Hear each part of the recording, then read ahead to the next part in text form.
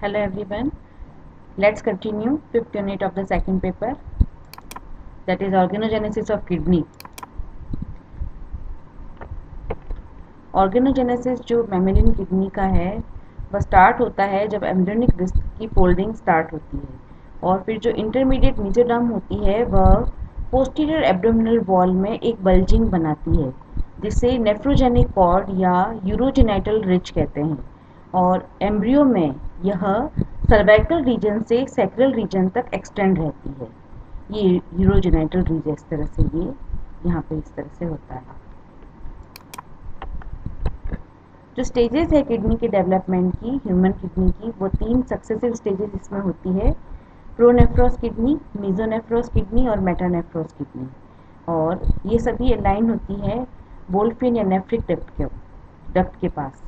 ये प्रोनेफ्रॉस किडनी है, मीजोनेफ्रॉस, ये मीजोनेफ्रिक डक्ट और ये मेटानेफ्रॉस। प्रोनेफ्रॉस किडनी डेवलप होती है क्रेनियल वाला जो पार्ट होता है यूरिनोजेनाइटल रिज का, ये ट्रांजिस्टरी है और यह रिग्रेस हो जाती है completely bye 5 weeks of gestation, यानी डेवलपमेंट के जब 5 वीक हो जाते हैं फिर डिसअपियर हो जाती है और यह फंक्शनल किडनी बनती है लावल स्टेजेस जो कुछ होती है एम्फीबियंस और फिशेज की उनमें, और नॉन फंक्शनल होती है ह्यूमंस में। ये है प्रोनेफ्रस किडनी, ये नेफ्रिक डक्ट होती है यहाँ पे और ये इसका इनलार्ज वाला पार्ट है। इसमें अनसेगमेंटेड इंटरमीडिएट मेसोडर्म पाई जा रही है, ये मीजोनेफ्रिक डक्ट है और ये अनसेगमेंटेड मीजोडर्म है और ये मेटानेफ्रिक सिस्टम आगे चलकर बनाएगा। ये विटेलाइन डक्ट गैलेंटोइस यहाँ पर। मीजोनेफ्रिस मीजोनेफ्रोस जो है वो डेवलप होता है जो पीछे वाले जो प्रोनेफ्रोस होते हैं उनसे। ये जैसे ये प्रोनेफ्रोस है और आगे चलकर ये मीजोनेफ्रोस में बदल जाते हैं। इनमें सीरीज होती है ट्यूब्यूल्स की जो कि ड्रेन होती है नेफ्रिक डक्ट में और इनको मीजोनेफ्रिक डक्ट कहा जाता है। यह एक्सक्रीटरी ऑर्गन हो सकते हैं कुछ एम्ब्रियो के जब तक मेटानेफ्रॉस नहीं बनती। जब 4 मंथ हो जाते हैं गेस्टेशन के ये कम्प्लीटली डिसअपियर हो जाती है और जब ये डिसअपियर होती है रीजनरेशन होती है तो कुछ जो इसकी सेल है वो माइग्रेट होकर एड्रिनल ग्लैंड और गॉनर्स बनाती है। ये वापस वही से डायग्राम है, यहाँ पर ये वापस डेवलपमेंट स्टार्ट होता है और ये मीजोनेफ्रिक डक्ट है। मेटानेफ्रॉस जो है वो थर्ड और फाइनल स्टेज होती है किडनी डेवलपमेंट की और ये रेसिप्रोकल इंडक्टिव सिग्नल्स से बनती है और ये जो सिग्नल्स होते हैं ये मेटानेफ्रिक मेसेनकाइम एमएम और यूरेटेरिक बड यूबी, और ये जो है ये होते हैं यूरिनोजेनिटल ब्रिज के कॉडल एंड की तरफ। और जो यूरेटेरिक बड है वह एक आउटग्रोथ होती है डिस्टल एंड पर वोल्फेन डक्ट की और फर्स्ट विजिबल होती है approximately 5 weeks of the gestation. ये देखिए आप, ये मीजोनेफ्रॉस है और ये मेटानेफ्रिक जो मेसेनकाइम है ये स्टार्ट हो जाता है, ये डक्ट है ये, और ये जो मेटानेफ्रिक जो पूरा जो डेवलपमेंट है वो इस तरह से यहाँ पे हो जाता है। तो और ये रीजनरेट होती रहती है और ये भी रीजनरेट हो जाएगी धीरे धीरे।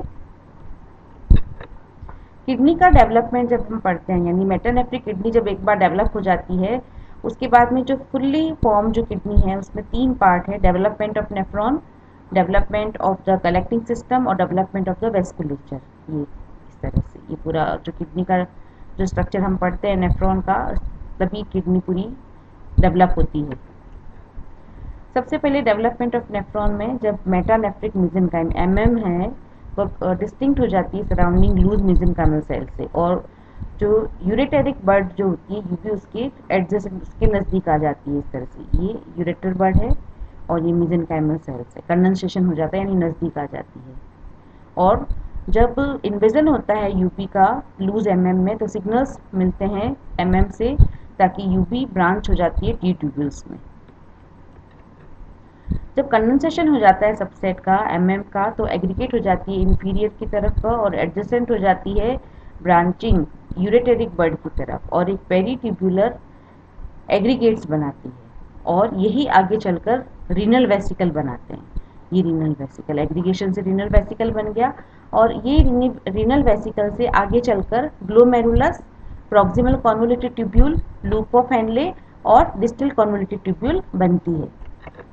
रीनल वेसिकल जो होती है वो कॉन्टैक्ट में रहती है एपिथेलियम ऑफ द यूरेटेरिक बड और बनाती है एक कॉमा शेप स्ट्रक्चर। और जो ग्लोमेरुलस है डेवलप होता है from the most proximal end of the renal vesicle और ये यही सेल्स डेवलप हो जाती है पोडोसाइट्स में। और जो वेस्कुलर क्लेफ्ट है वो डेवलप होता है और आगे चलकर वो एस शेप में हो जाता है। ये एस शेप यहाँ पे बन जाता है, ये एस शेप बॉडी बन जाती है और तीन तरह के प्रोजेनाइटर्स बन जाते हैं, ट्यूबुलर प्रोजेनाइटर्स, रीनल प्रोजेनाइटर्स और पोडोसाइट प्रोजेनाइटर्स। इस तरह से ये ट्यूबुलर इलोंगेशन यहाँ पर और पोडोसाइट फोल्डिंग।